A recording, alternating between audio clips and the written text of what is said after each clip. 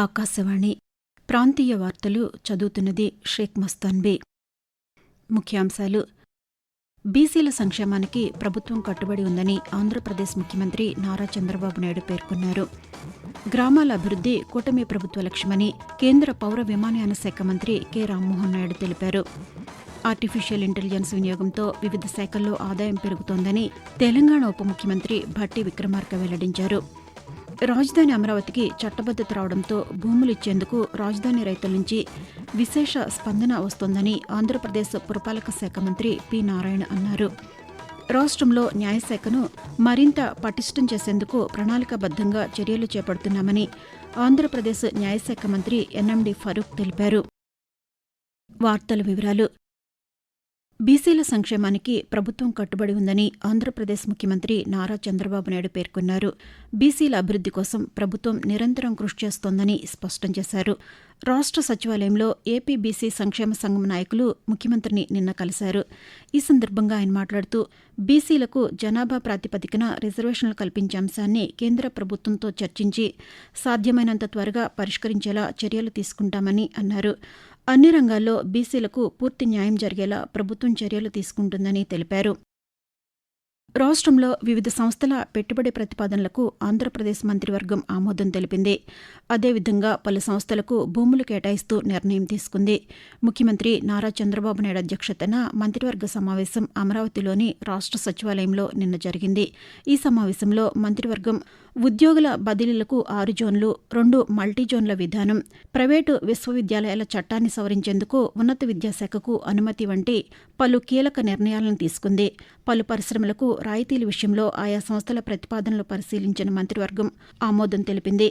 మంత్రివర్గ సమావేశం నిర్ణయాలను రాష్ట్ర సమాచార శాఖ మంత్రి కొలుసు పార్థసారథి పాత్రికేయులకు వివరిస్తూ, ఎంఎస్ఎస్ క్రెడెన్స్ రియాలిటీ విశాఖపట్నంలో ఐటీ పార్క్ స్థాపించడానికి AP IT and GCC policy 4O/2429 కింద ఐటీ క్యాంపస్ డెవలపర్ కేటగిరీలో ప్రాజెక్ట్ ఆమోదానికి మరియు ప్రోత్సాహకాల విస్తరణకు అనుమతి ఇచ్చింది. 386.8 కోట్లు పెట్టుబడి మరియు 6,500 మందికి ఉద్యోగ అవకాశాలు లభిస్తాయి ఈ ప్రతిపాదన ద్వారా అని చెప్పేసి మనం చేస్తాం. ఆ ప్రతిపాదనని కేబినెట్ ఆమోదం చేయడం జరిగింది. విశాఖపట్నం ఐటీ క్యాంపస్ స్థాపన కోసం Fuji software solutions private limited కు ఏపీ లిఫ్ట్ పాలసీ 4O/2429 కింద 2 ఎకరాల భూమి కేటాయింపుకు మరియు AP IT and GCC policy 4O కింద ప్రాజెక్టు పరిగణకు ఆమోదం తెలిపింది.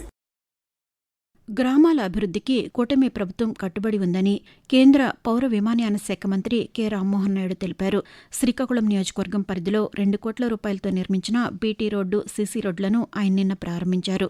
ఈ సందర్భంగా కేంద్ర మంత్రి మాట్లాడుతూ వాడాడ గ్రామ పంచాయతీ పరిధిలో ఉన్న చెరువును పరిశీలించి రైతులకు ఉపయుక్తంగా మార్చనున్నట్లు పేర్కొన్నారు. ఆర్టిఫిషియల్ ఇంటెలిజెన్స్ ఏఐ వినియోగంతో వివిధ శాఖల్లో ఆదాయం పెరుగుతోందని తెలంగాణ ఉప ముఖ్యమంత్రి భట్టి విక్రమార్క పేర్కొన్నారు.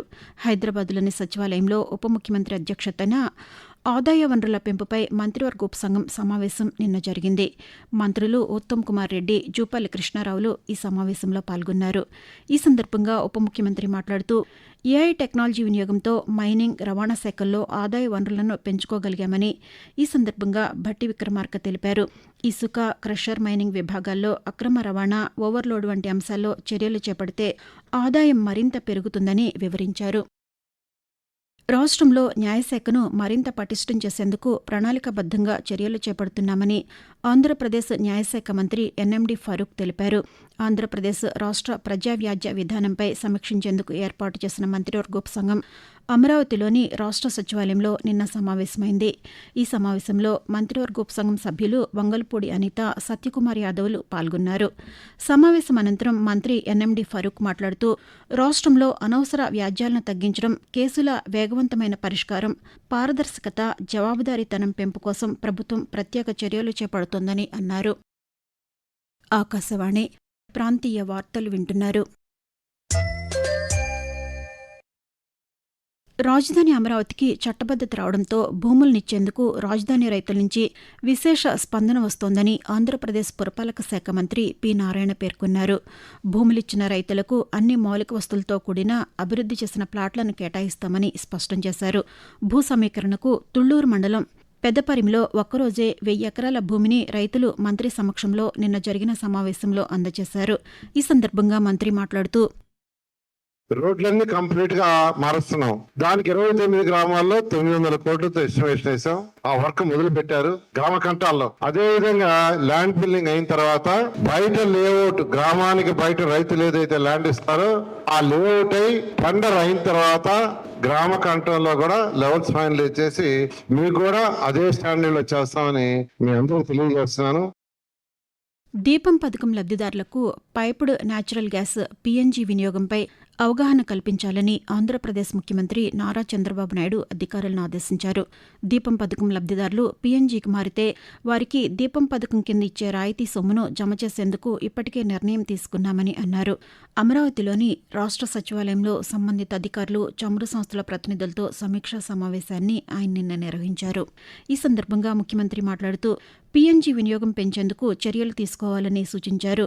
గృహ అవసరాలకు సంబంధించి గ్యాస్ సరఫరాలో సమస్యలను అధిగమించామని ఈ సందర్భంగా అధికారులు ముఖ్యమంత్రి దృష్టికి తీసుకువచ్చారు. గర్భిణీలు, బాలింతలకు పోషకాహార ఆవశ్యకతను వివరించడమే లక్ష్యంగా పోషణ్ పక్వాడ్ కార్యక్రమాన్ని నిర్వహిస్తున్నట్లు ఒంగోలు సీడీపీఓ ఎం కళ్యాణి వర్మ తెలిపారు. పోషణ్ పక్వాడ్లో భాగంగా ఒంగోలు విజయనగర కాలనీ అంగన్వాడీ కేంద్రంలో ర్యాలీ, అవగాహన కార్యక్రమాలను నిన్న నిర్వహించారు. ఈ సందర్భంగా తొలుత గర్భిణీలు, బాలింతలు, చిన్నారులతో పౌష్టికాహారం గురించి అవగాహన కల్పిస్తూ ప్రదర్శన నిర్వహించారు. అనంతరం సీడీపీఓ కళ్యాణి వర్మ బాలింతలు, గర్భిణీలు, చిన్నపిల్లల తల్లులకు పౌష్టికాహార ఆవశ్యకతను, తీసుకోవాల్సిన విధానం, మంచి ఆహారపు అలవాట్ల గురించి వివరించారు. వైద్య విద్యార్థులకు అన్ని రకాల మౌలిక వసతులు కల్పించడానికి కృషి చేస్తున్నామని తెలంగాణ వైద్య ఆరోగ్య శాఖ మంత్రి దామోదర రాజనరసింహ తెలిపారు. నాగర్ కర్నూలు జిల్లా కేంద్రంలోని మెడికల్ కళాశాల ఆవరణలో 23,75,00,000 రూపాయల వ్యయంతో 50 పడకల సామర్థ్యంతో అత్యాధునిక వసతులతో కూడిన క్రిటికల్ కేర్ బ్లాక్ అత్యవసర సేవల విభాగాన్ని తెలకపల్లి మండల కేంద్రంలో 1,59,00,000 రూపాయల వ్యయంతో నిర్మించిన ప్రాథమిక ఆరోగ్య కేంద్రాన్ని ఆయన నిన్న ప్రారంభించారు. వాతావరణం. ఒడిశా, దాని పరిసర ప్రాంతాలపై ఉన్న ఉపరితల ఆవర్తనం నుంచి తెలంగాణ, రాయలసీమ, అంతర తమిళనాడు మీదుగా గల్ఫ్ ఆఫ్ మన్నార్ వరకు ఏర్పడిన ఉత్తర, దక్షిణ ద్రోణి కొనసాగుతోందని అమరావతిలోని భారత వాతావరణ కేంద్రం తెలిపింది. వీటి ఫలితంగా ఉత్తర కోస్తా, యానాముల్లో ఈరోజు తేలికపాటి నుంచి ఒక మోస్తరు వర్షం లేదా ఉరుములతో కూడిన జల్లులు 1-2 చోట్ల కురిసే అవకాశం ఉందని అమరావతి వాతావరణ కేంద్రం అధికారి ఎల్ నారాయణ పేర్కొంటూ ఉత్తర కోస్తా ఆంధ్రప్రదేశ్ యానాంలో ఈరోజు తేలికపాటి నుండి ఒక మోస్తారు వర్షము లేదా ఉరుములతో కూడిన జల్లులు 1 లేదా 2 చోట్ల కురిసే అవకాశం ఉంది. ఉరుములతో కూడిన మెరుపులు 1 లేదా 2 చోట్ల సంభవించే అవకాశం ఉంది. ఈదురుగాలులు గంటకు 30 నుంచి 40 కిలోమీటర్ల వేగంతో వీచే అవకాశం ఉంది. ఇక దక్షిణ కోస్తా ఆంధ్రప్రదేశ్లో పొడి వాతావరణం ఏర్పడే అవకాశం ఉంది. రాయలసీమలో ఈరోజు తేలికపాటి నుండి ఒక మోస్తారు వర్షము లేదా ఉరుములతో కూడిన జల్లులు 1 లేదా 2 చోట్ల కురిసే అవకాశం ఉంది. ఉరుములతో కూడిన మెరుపులు 1 లేదా 2 చోట్ల సంభవించే అవకాశం ఉంది. ఈదురుగాలులు గంటకు 30 నుంచి 40 కిలోమీటర్ల వేగంతో వీచే అవకాశం ఉంది. మరోవైపు తెలంగాణలో రానున్న 5 రోజుల పాటు పొడి వాతావరణం ఏర్పడే అవకాశం ఉందని హైదరాబాద్లోని వాతావరణ కేంద్రం వెల్లడించింది. కొన్ని ప్రాంతాల్లో గరిష్ట ఉష్ణోగ్రత 41 నుంచి 44 డిగ్రీల సెల్సియస్ వరకు నమోదయ్యే అవకాశం ఉందని పేర్కొంది. ప్రాంతీయ వార్తలు ముగించే ముందు ముఖ్యాంశాలు మరొకసారి. బీసీల సంక్షేమానికి ప్రభుత్వం కట్టుబడి ఉందని ఆంధ్రప్రదేశ్ ముఖ్యమంత్రి నారా చంద్రబాబు నాయుడు పేర్కొన్నారు. గ్రామాల అభివృద్ధి కూటమి ప్రభుత్వ లక్ష్యమని కేంద్ర పౌర విమానయాన శాఖ మంత్రి కె రామ్మోహన్ నాయుడు తెలిపారు.